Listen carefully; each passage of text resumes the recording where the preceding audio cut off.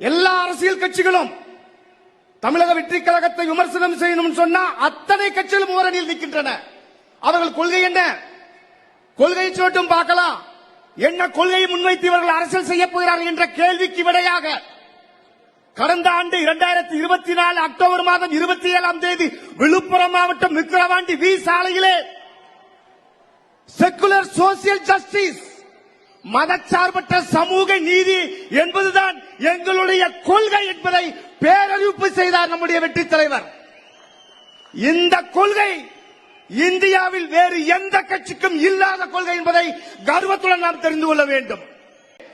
நம்முடைய தலைவர் ஏன் காமராஜரை கொள்கை தலைவராக ஏற்றார் என்பதற்கு ஒரு பெரிய காரணம் இருக்கிறது. Corruption free government. காமராஜர் ஒருவர் தான் ஊழலற்ற நிர்வாகத்தை செய்தார். அதே காங்கிரஸ் கட்சியை சேர்ந்தவர்கள் பிற மாநிலங்களிலும் இதே ராஜாஜி குலக்கல்வி முறையை கொண்டு வந்த போதும் காமராஜர் மட்டும்தான், காமராஜர் என்ற ஆகச்சிறந்த வரலாற்று நாயகன் மட்டும்தான் ஒரு நேர்மையான அரசை, ஒரு ஊழலற்ற அரசை, ஒரு கரைபடியாத அரசை உருவாக்கி தந்தார். காமராஜர் ஆட்சியை சத்தியமாக சொல்கிறேன், காமராஜர் ஆட்சியை வேறு எவராலும் தமிழ்நாட்டில் அமைக்க முடியாது. காமராஜர் என்கின்ற பொற்கால ஆட்சியை உருவாக்குவதற்கு தமிழக வெற்றி கழகத்தால் மட்டுமே முடியும். அந்த பொற்கால ஆட்சியை தளபதியால் மட்டுமே தர முடியும்.